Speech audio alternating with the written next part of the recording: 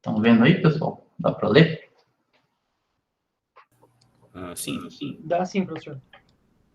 Sim. O Matheus fez um sim, mais ou menos, né? Não, dá sim. Tá. Beleza. Na aula passada a gente viu sobre segmentação, em que a gente viu aquela arquitetura encoder-decoder. E na visão geral, assim, a gente tem essa ideia, né, que o encoder, o codificador, que muitas vezes é chamado de backbone também, ele codifica a imagem em uma representação adequada, né? E, por exemplo, no caso da ResNet 18, cada imagem vira um vetor de 512 valores.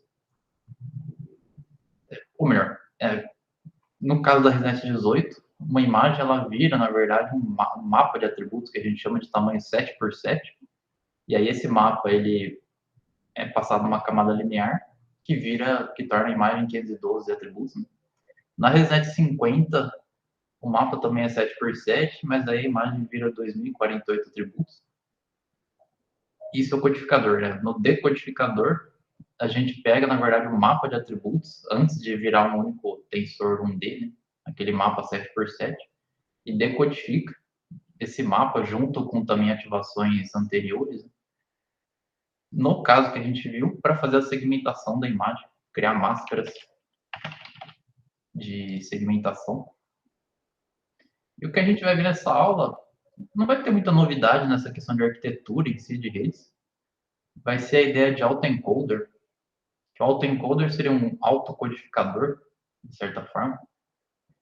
E a ideia é você ter como entrada uma imagem e como saída uma imagem também nessa arquitetura. Então, ao invés de uma segmentação, você quer ter como saída um tensor de 3 canais, onde os canais representam cores realmente da sua imagem. E aí você tem várias aplicações com isso, né? Sempre que você quer ter como entrada uma imagem e uma saída também uma outra imagem, seja essa imagem sem ruído ou com uma diferente colorização ou diferente estilo visual ou o que seja, sempre que você tem essa tarefa, né, de você ter como entrada uma imagem, uma saída de uma imagem, você usa esse tipo de arquitetura. E a gente só vai dar uma olhada num exemplo específico que é com a ideia de remover ruídos de imagem. Então, você treinar uma rede neural para remover ruídos de uma dada imagem. E para isso, a primeira coisa que a gente tem que fazer, né, é criar um dataset em que você tem imagens com ruído. Só para dar um exemplo, né, a gente vai fazer algo desse tipo. Tem imagens que têm um certo ruído ali. E aí, o tipo de ruído é questão de uma escolha. A gente vai escolher um tipo específico. E aí, para criar esse dataset, a gente pode aproveitar o dataset que a gente fez para classificação. Aqui eu fiz uma gambiarra nesse notebook para a gente implementar, ou melhor, para a gente importar o dataset que foi feito para segmentar, para classificação, no módulo 6, que a gente implementou. E a gente pode usar esse dataset. O que a gente quer, né? A gente quer um dataset. Tem um exemplo aqui, eu acho que a gente quer que esse dataset, cada índice, né, retorne duas imagens. A imagem que vai ser a entrada da rede, aqui na esquerda, uma imagem com ruído, por exemplo, e a imagem de referência que a gente quer que a rede gere, que é a imagem sem ruído, né? Então, esse é o nosso target na direita aqui. Na esquerda é a entrada que vai ser da rede, e na direita é o target que a gente quer que a rede gere. Ou seja, a gente quer que a rede remova o ruído da nossa imagem.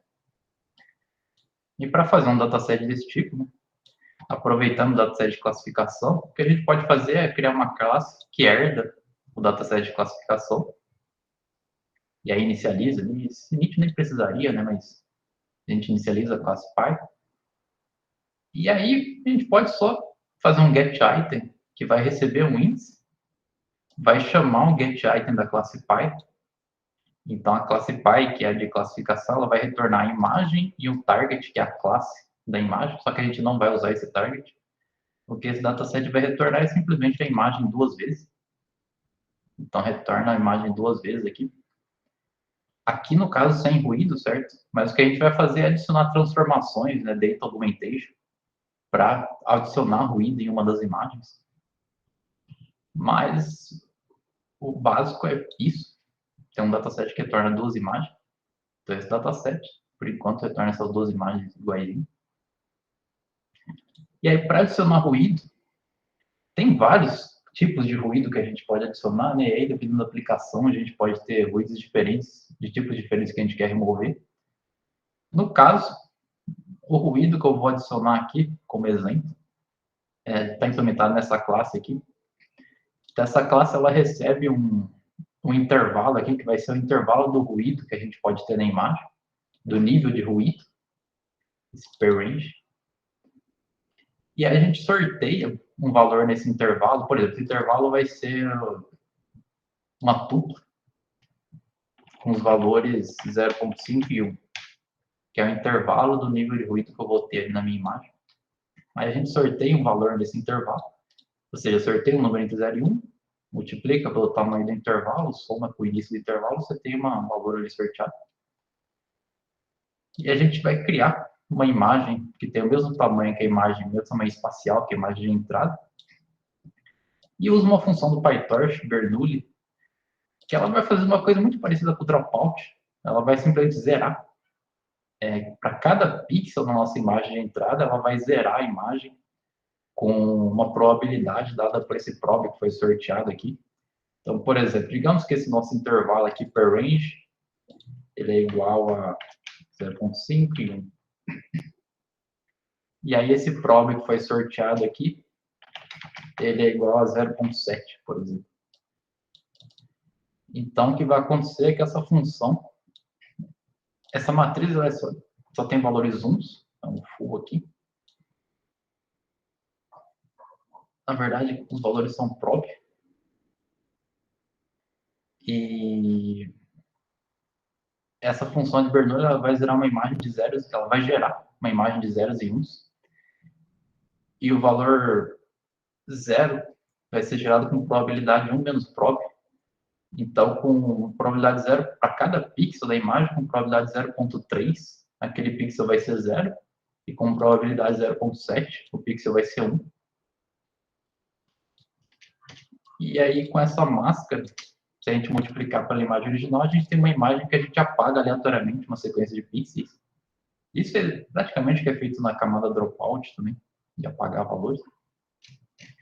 E aí, se a gente justamente inicializar a nossa classe, transformar a imagem no tensor e aplicar esse ruído, a gente tem isso daqui. Valores aleatórios ali da imagem que foram apagados. Ok, pessoal? Então, esse é chamado de ruído Bernoulli, né? Mas poderia usar um ruído gaussiano, um ruído poissoniano e assim por diante. Mas acho que é um ruído até bem desafiador, né? A imagem da parede foi bem corrompida, né? E aí depende da probabilidade para ela estar mais ou menos corrompida. Inclusive, como isso é aleatório, para executar aqui.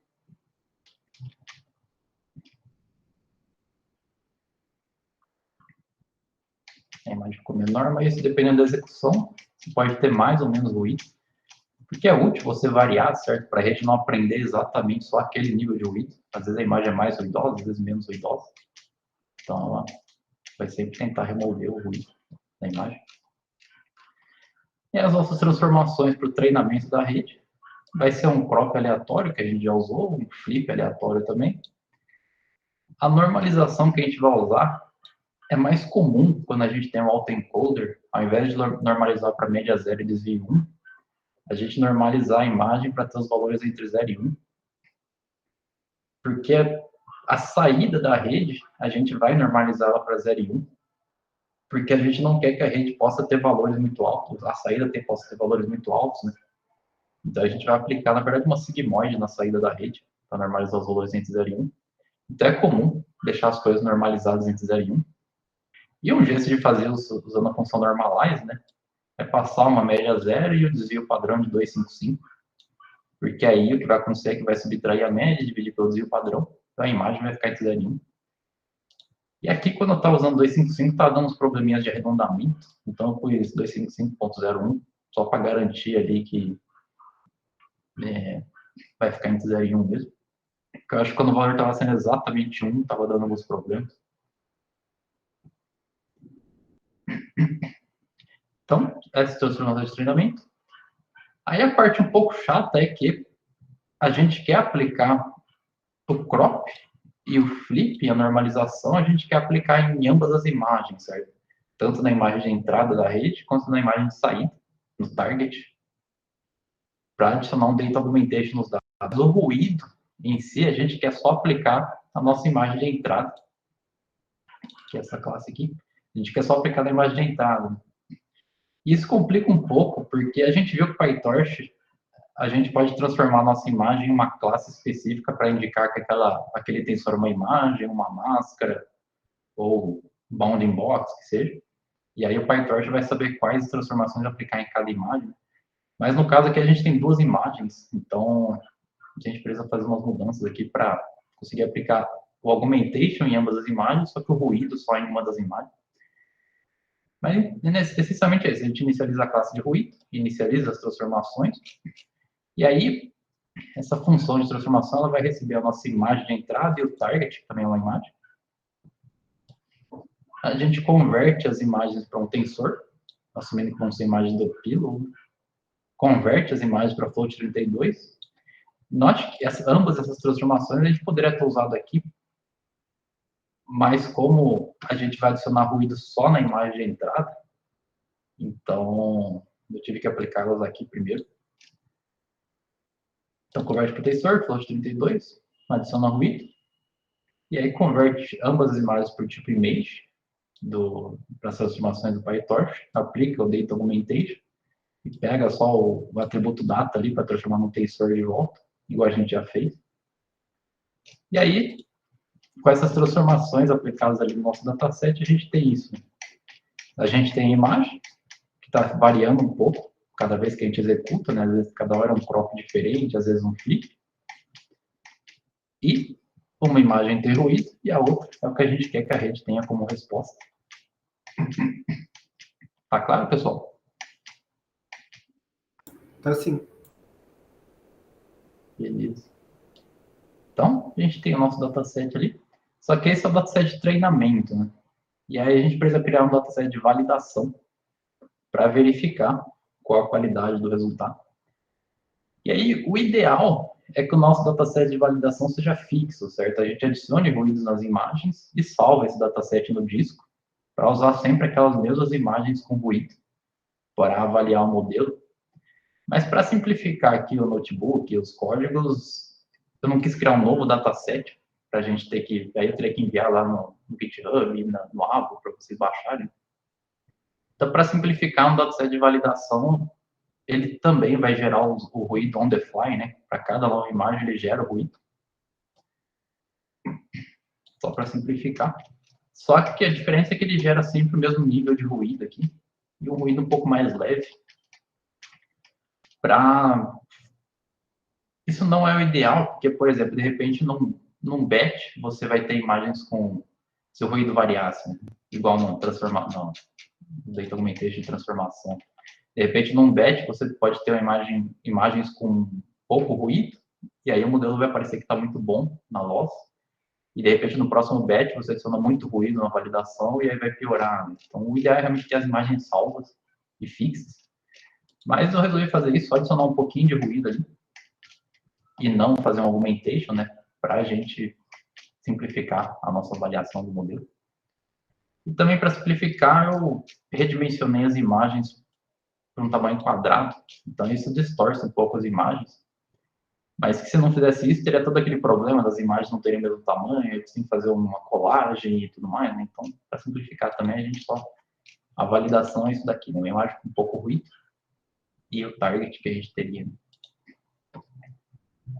Ok? Então, esse é o dataset. Opa! Uma dúvida. Num contexto real, assim, que realmente o objetivo fosse tentar reduzir ruído mesmo, tipo específico de ruído, o ideal seria ter essa variação mesmo, né, no batch e tudo mais, por mais que dificulte a variação.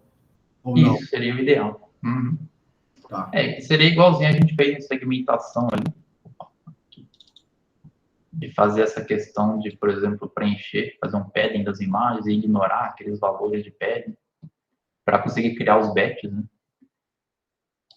Porque senão, assim, o bom é que é só na validação, né? Mas de repente, como as imagens não estão sendo distorcidas, especialmente se elas tiverem uma razão muito diferente, o modelo pode parecer que está pior do que ele está de fato. Porque a gente já está avaliando nele imagens que são bem distorcidas em relação ao treinamento. Né?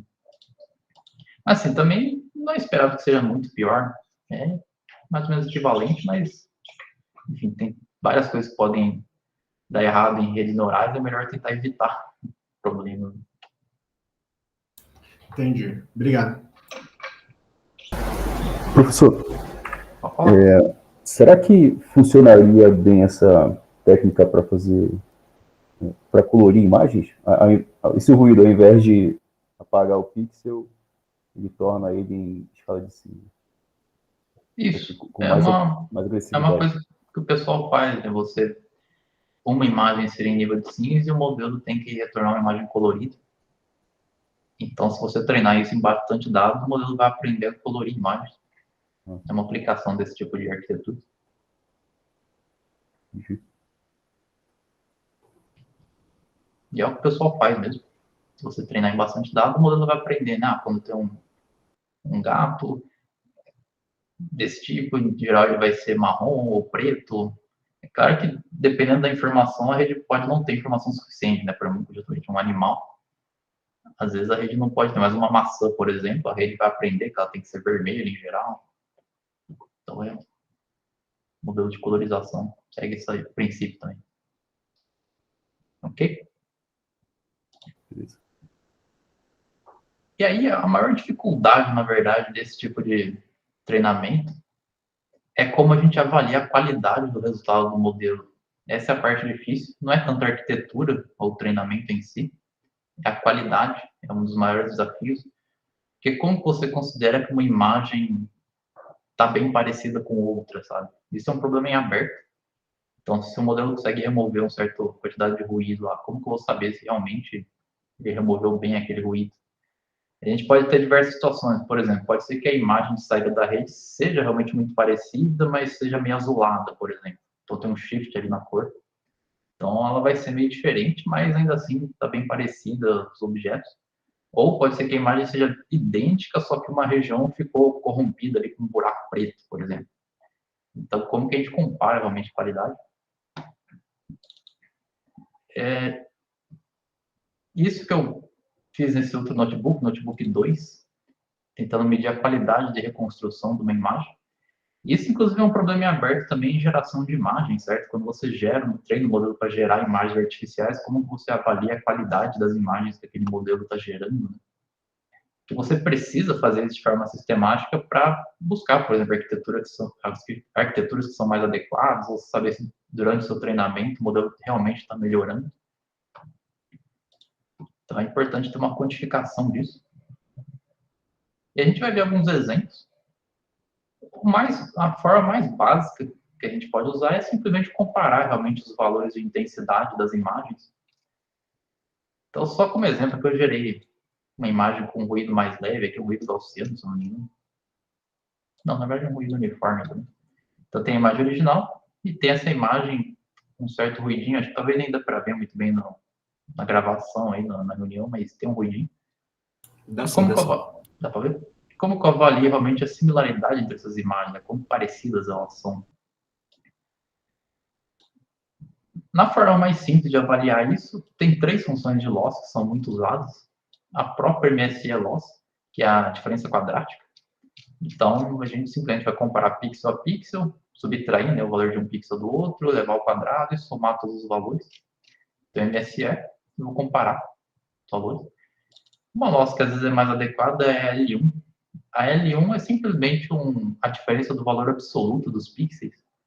Então, é muito parecido com a MSE, mean squared error, né? Muito parecido, só que ao invés de levar ao quadrado, a gente só subtrai os valores e pega o valor absoluto da diferença e soma todo mundo. É uma outra estratégia. E uma outra função que é usada é a própria entropia cruzada, o BCE loss, é o Binary Cross Entropy Loss, que a gente chegou a ver lá pela segunda aula da disciplina. Que você justamente calcula a entropia cruzada mesmo entre as duas imagens, que você pode fazer isso, certo? Se as imagens estiverem normalizadas entre 0 e 1, então se ambas estão normalizadas entre 0 e 1, você pode interpretar os valores como se fossem probabilidades, e você quer que as probabilidades sejam similares entre os pixels. Então, você tem a entropia cruzada, que seria uma medida de similaridade entre as distribuições ali dos dois conjuntos de pixels das imagens. E é bem usada também a BCE. Todas são implementadas no PyTorch, né? Então, eles são bem fáceis de implementar na mão, né? Mas a gente tem essas funções e cada uma tem um valor diferente. E aí o que eu fiz aqui, só para a gente visualizar, foi botar um gráfico de como que essas três funções se comportam em função da diferença entre os pixels. Então, o que a gente vai assumir aqui é que o nosso target tem um valor zero. É o nosso y aqui. Supondo que o target, o valor do pixel que a gente quer reproduzir, tem um valor zero. E o valor de saída da rede ele vai variar entre 0 e 1. E a gente calcula que o MSE... inclusive eu pus a conta aqui. O MSE é simplesmente a diferença ao quadrado dos valores. O L1 é a diferença do valor absoluto. Ou melhor, o absoluto da diferença. Né? E a entropia cruzada é aquela ideia, né, de pegar o valor de um vezes o log da outra. 1 menos o log de 1 menos a outra. E um epsilon aqui para evitar o log de 0. E aí tem umas normalizações aqui para ficar todos na mesma escala. E a ideia é essa, né? O L1, que é só a diferença entre os dois valores, ela cresce linearmente, de acordo com a diferença entre os pixels. O MSE, ele cresce quadraticamente. E o BCE, que é a entropia cruzada, ela tem esse comportamento, né? Cresce devagar e, de repente, ela cresce com tudo. Então, é como se fosse uma família aqui de funções.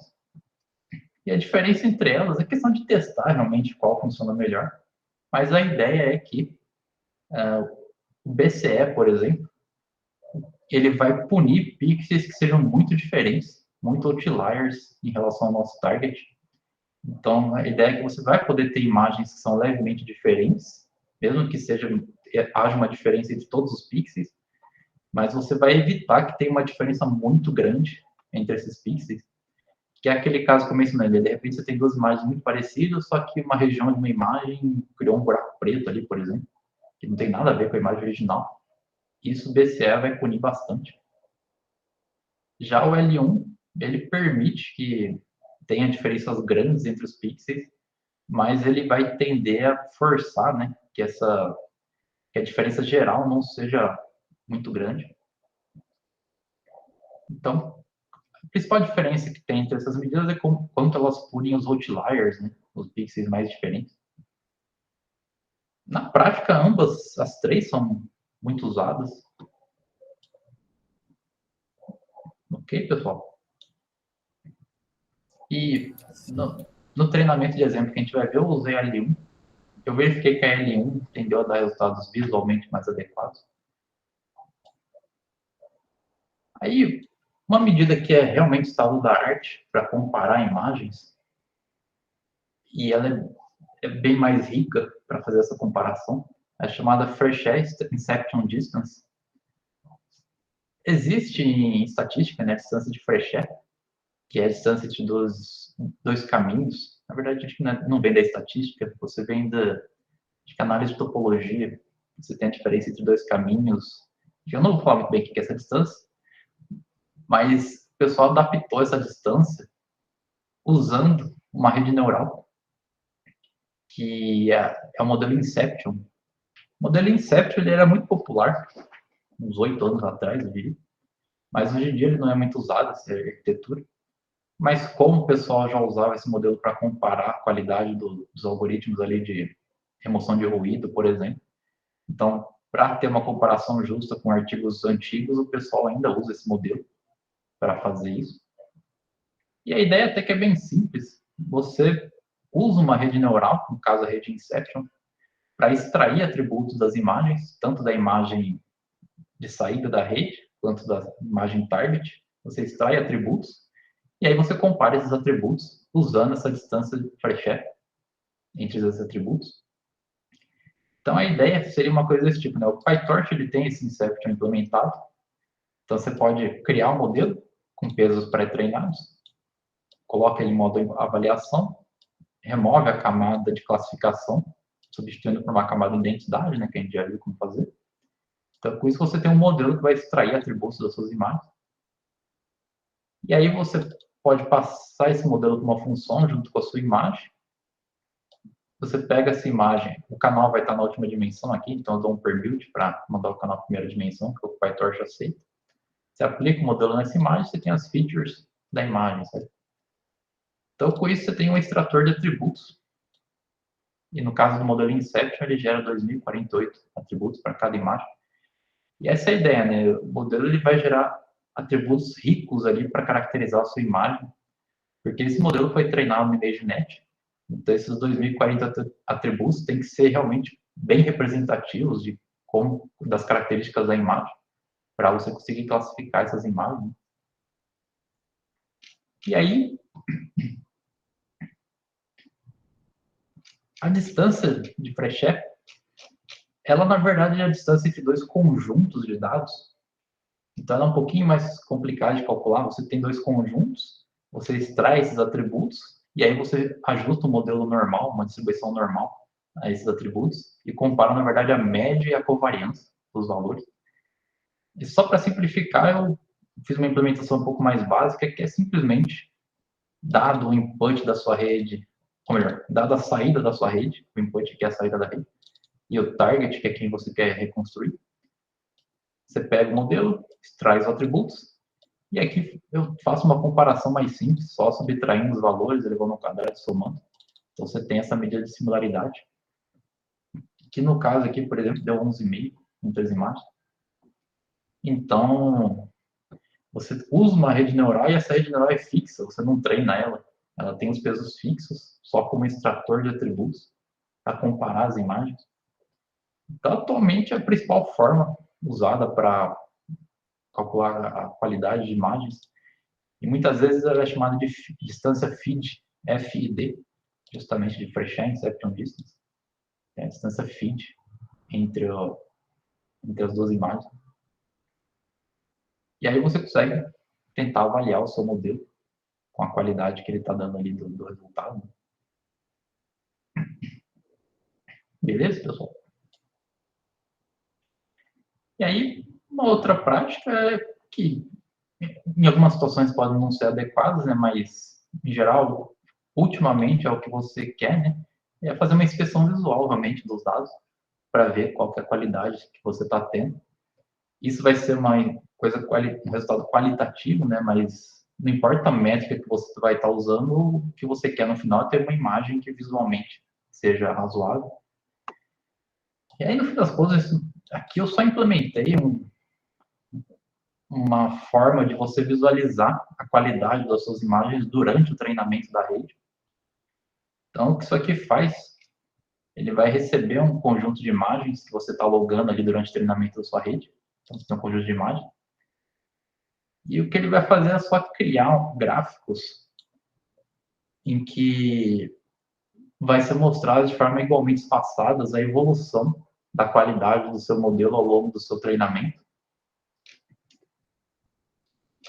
Então, só para dar um exemplo, né? Digamos que a gente está aqui ao longo de 20 épocas treinando o modelo, e só para dar um exemplo aleatório aqui, eu pus simplesmente uma imagem aleatória e um slip aqui para representar o modelo sendo treinado, e a gente está logando o resultado desse modelo, desse ImageRec, que seria imagem recuperada.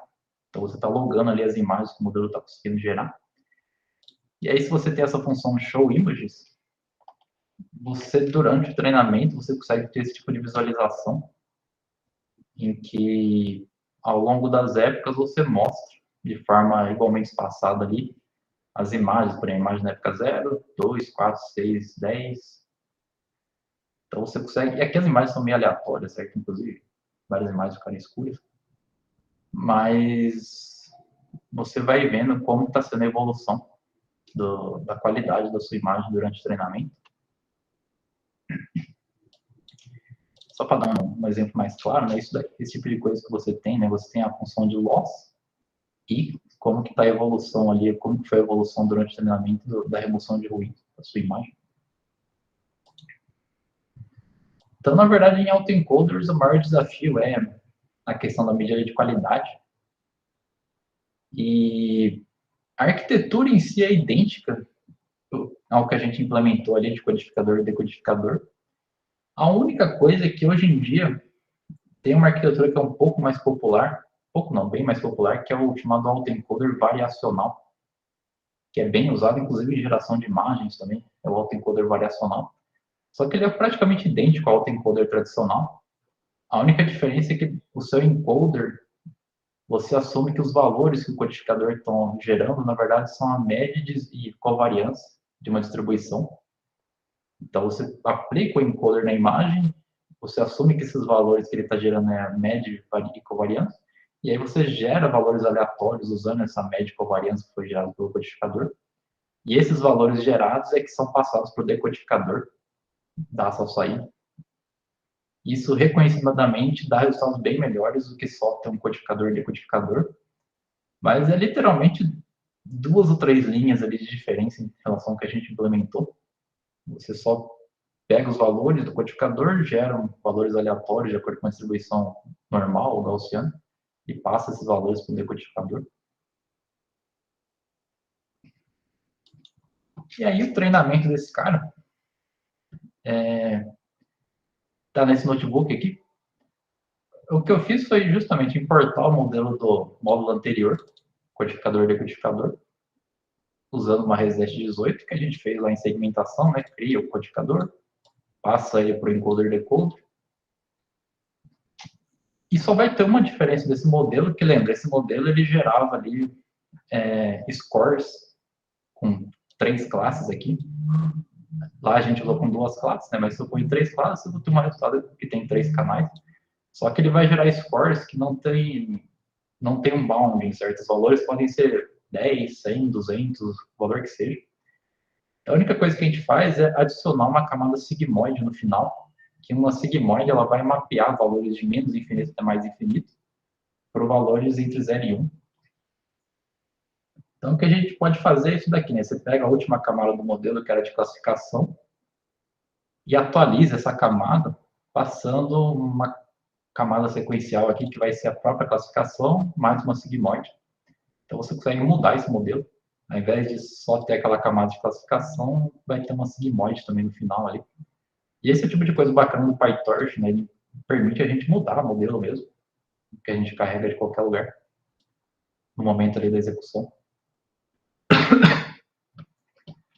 E isso garante que os valores de saída vão estar entre 0 e 1 na nossa imagem. E aí o treinamento, já no começo, dá para ver que as imagens já têm um pouco ruído, mas aí a diferença começa a ficar bem mais sutil, mas existe uma pequena diferença e vai melhorando aos poucos, seria a loss mesmo, ela vai diminuindo. E o treinamento em si é exatamente igual que a gente já viu. Então, todas as coisas são iguais, né? Semente, pega o dataset, data loader. O que muda é a função de loss aqui, que foi usado o L1. E aí o passo de treinamento e validação também é igualzinho. E aí o que mudou aqui também é que na hora de logar os valores, além de só logar a loss, eu logo também uma imagem ali de exemplo, em que o modelo é aplicado numa imagem de validação. E para a gente poder visualizar essa imagem ao longo do treinamento.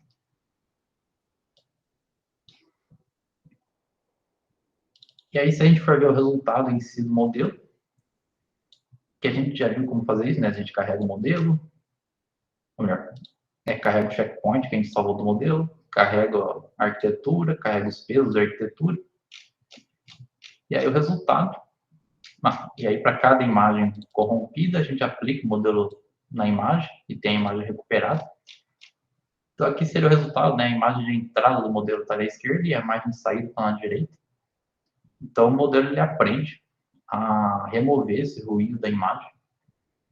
E, é claro, de repente, por exemplo, um filtro mediano, um filtro gaussiano, daria um resultado até parecido. Eu não cheguei a comparar as coisas. É só como exemplo mesmo desse treinamento que a gente fez aqui.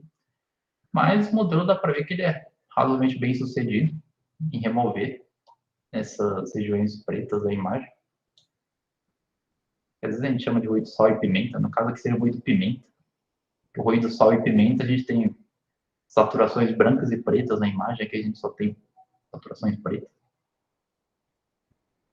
E aí, Eu não fiz muitos testes, né? A gente poderia dar para ver que a loss ela tá ainda diminuindo aqui, tá? Para continuar treinando por quantas épocas for, né? E dá para, de repente, testar o modelo para imagens bem mais corrompidas e ver até quando ele consegue recuperar essas imagens. Mas essa é a ideia. Então, o modelo ele aprende a preencher os valores ali que não existem na imagem, por causa do ruído. E é a mesma estratégia, pessoal, em questão de preenchimento de imagens mesmo. A gente poderia, a princípio, apagar um quadrado, por exemplo, na nossa imagem, quadrado preto, e treinar o modelo para aprender a preencher esse quadrado, certo? Usando o contexto ali da região em volta dele. É esse mesmo processo que é feito. O modelo vai aprender a tentar preencher imagens que às vezes tenham sido apagadas. E esse, inclusive, também é a mesma ideia, por exemplo, se você quer remover um objeto de uma imagem. Tá? Digamos que por algum motivo eu quero remover essa estante aqui dessa imagem. Eu poderia simplesmente criar uma região preta aqui nessa imagem, apagar essa região, e aí treinar o modelo, pegar um modelo que foi treinado para dar uma imagem que tem uma região preta, esse modelo preencher essa imagem, essa região, de forma factível. Então, é esse tipo de coisa, esse tipo de modelo que é usado para qualquer tarefa, né, que seja que você tenha uma imagem de entrada e uma imagem de saída. Tá claro, pessoal? Sim, César. César, você poderia explicar o Stable Diffusion, que a galera está usando bastante hoje, tem alguma coisa a ver com isso? Porque a entrada dele é uma imagem totalmente ruidosa, né? Isso. Totalmente aleatória. Né? Isso. A gente vai ver lá no final da disciplina um pouco mais claro o que ele então faz. beleza. Mas a ideia é justamente você treinar o modelo, e é praticamente o que a gente fez aqui, você treinar o modelo que remove ruídos de uma imagem. Então o modelo é treinado para remover ruído da imagem. Só que o que acontece é que aí você apresenta para o modelo uma imagem totalmente ruidosa, que só tem ruído, e como você ensinou esse modelo a remover ruído da imagem, de certa forma ele vai começar a alucinar uma imagem ali, conforme ele vai removendo ruídos, ele vai começar a criar a forma de um gato, por exemplo. Só que aí aquele mesmo modelo vai ver, não, então isso aqui é uma imagem que tem um gato bem ruidoso. Então ele vai começar a criar uma imagem realística, conforme ele vai tentando remover o ruído da imagem. É literalmente esse processo. E aí é que quando o ruído ele é totalmente aleatório mesmo, a rede vai ter que inventar alguma coisa. Por isso que ela assim. E aí o que você consegue fazer é guiar essa remoção de ruído, por exemplo, com texto ou com outras imagens, né? Então, se eu passo para o modelo uma imagem totalmente aleatória e a imagem gato, como entrada, por exemplo. Então, o modelo vai alucinar, vai tender, né, a alucinar um gato naquela imagem. Entendi. Esse autoencode que está treinado agora, se você puser como inferência uma imagem totalmente ruidosa, o que será que acontece? É uma pergunta interessante, né? Eu acho que esse modelo, como ele não foi treinado em imagens com muito ruído, o máximo foi aquele ruído que eu mostrei aqui, eu acho que ele não conseguiria realmente gerar. Porque você vê aqui, a imagem tem bastante contexto ainda, certo? Por mais que seja bem ruidosa, ainda dá para ver praticamente qual seria a imagem original. Então você teria que treinar um modelo com maior nível de ruído, para ele realmente conseguir aprender a sair de totalmente ruído para uma imagem que seja realística. Mas pode ser interessante, de repente ele até chega a alucinar algumas coisas ali. Não vão ser imagens realísticas, mas de repente vai ter umas coisas que tem formato de um gato, um cachorro, então, é algo interessante de se fazer. Professor, só para ter uma ideia da dimensão do quão difícil seria isso, como que funciona o treinamento de uma imagem totalmente ruidosa para uma imagem limpa? Assim, quanto que demanda de treinamento, de tudo mais, porque o modelo regride, né, uma imagem cheia, que é ruído para uma imagem real, tipo, a mesma lógica, assim, só que numa escala muito maior? Isso, um modelo maior, mais potente, né, com bem mais dados. O modelo em si é uma IONET, até hoje, né, usado uma IONET, que é a arquitetura que a gente implementou praticamente ali, só com um decodificador um pouco mais pesado, Porque o decodificador tem que trabalhar mais, certo? Para criar uma imagem realmente. O nosso decodificador que a gente implementou, ele é bem leve. Mas a arquitetura é basicamente o que a gente implementou. A questão é a quantidade de dados mesmo. Você tem muito mais dados e treina por muito mais tempo para conseguir ter esse modelo que gera imagens realísticas. E a gente vai ver, esse é o problema, quando a gente for ver geração de imagens, só para dar uma adiantada aqui, a gente vai aprender a gerar imagens do Fashion MNIST. Aqui, ó. O modelo ele começa com imagens aleatórias e aos poucos ele gera imagens, né, do dataset. Quer dizer, não do dataset, né, imagens que parecem no dataset. Só que o Fashion MNIST ele é possível porque as imagens são bem simples, certo? Então o modelo não precisa ser tão poderoso. Gerar imagens realmente realísticas é bem mais desafiador. Tem que escalar bem mais isso. Eu me perdi aqui. Então é mais desafiador mesmo. Eu nunca tentei treinar um modelo desse, mas assim, é nível de treinar uma classificação de ImageNet. É deixar lá por vários dias, se tiver só uma GPU. É um treinamento mais complicado mesmo. Por isso que hoje em dia, na verdade, para esses modelos, o pessoal tenta refinar, na verdade, modelos que já foram treinados. Então, se você pega um modelo que já sabe gerar imagens realísticas, mas refina ele em outros tipos de datasets, isso fica mais possível do que treinar do zero. Ok? Ok.